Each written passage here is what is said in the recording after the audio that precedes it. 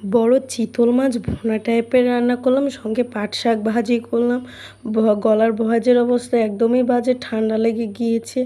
কেমনে কি রান্না বান্না করলাম সম্পূর্ণ ব্লগ দেখলেই বুঝতে পারবেন। পাট শাক ভাজি করবো, সেই জন্যে আমি 10 টাকার স্কুল থেকে আসার সময় পাট শাক কিনে নিয়ে আসলাম। ওই পাট শাকটাই বেছে নিয়েছি, তারপরে এই যে ভালোভাবে কিন্তু পরিষ্কার পানি দিয়ে পাট শাকগুলো ধুয়ে নিচ্ছিলাম।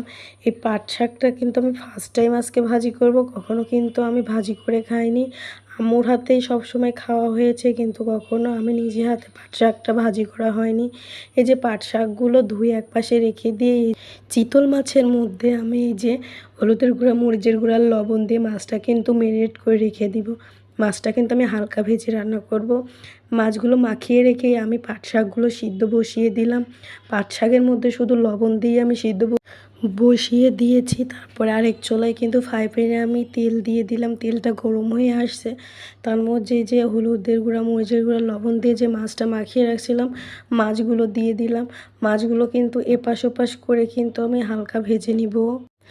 আজকে কিন্তু আমি 2টা তরকারি যে রান্না করতেছি, ভাজি বা মাছের তরকারি, 2টাই কিন্তু ফার্স্ট টাইমই রান্না। এই মাছও আমি কখনো রান্না করে খাওয়া হয়নি নিজে হাতে, আর এই শাক ভাজিটাও কখনো আমি করিনি। 2টাই কিন্তু আমার অভিজ্ঞতা অন্যরকম। মানে আমি যে রান্না করতেছি কেমন হবে না হবে এটা আমি মানে রান্না করতেছিলাম আর চিন্তা ভাবনা করতেছিলাম, কিন্তু রান্নাটা কিন্তু মজাই হয়েছিল। এই যে আমি পেঁয়াজটা কিন্তু হালকা ব্রাউন কালার করে নিলাম, তার মধ্যে আদা, রসুন, জিরা বাটা, মানে সব রকম বাটা আমি দিয়ে দিলাম। দিয়ে কিছুক্ষণ কিন্তু নেড়ে চেড়ে পেঁয়াজের সঙ্গে কিন্তু বাটা মশলাটা ভেজে নিব। কিছুক্ষণ তো বাটা মশলাটা কষিয়ে নিলাম, তারপরে এই যে গুঁড়া মশলাগুলো অ্যাড করে দিলাম। গুঁড়া মশলার মধ্যে কিন্তু হলুদের গুঁড়া, মরিচের গুঁড়া, ধনিয়ার গুঁড়া, টেস্ট অনুযায়ী লবণ আর পানি দিয়ে কিন্তু এখন মশলাটা কিন্তু ভালোভাবে কষিয়ে নিব। মশলাটা কিন্তু ভালোভাবে একদম আমি কষিয়ে নিয়েছি। তারপর এই যে কিছু আলু দিয়ে দিলাম। আলুগুলো কিন্তু আমি পাতলা করে কেটে নিয়েছি। আলুগুলো দিয়ে দেওয়ার পরে কিন্তু আলুটা এখন মশলার সঙ্গে ভালোভাবে কষিয়ে নিব। আমি কিন্তু এই চিতল মাছটা একটু ভুনা টাইপের করতেছিলাম, বেশি মানে ঝোলও থাকবে না, আবার কম ঝোলও থাকবে না। এই যে আলুটা কষিয়ে নেওয়ার পর পানি দিয়ে দিলাম, আর মাছের মধ্যে ডিম ছিল দেখতেই পেয়েছেন। মাছের ডিমটা দিয়ে আমি ঢাকনা দিয়ে দিয়েছিলাম।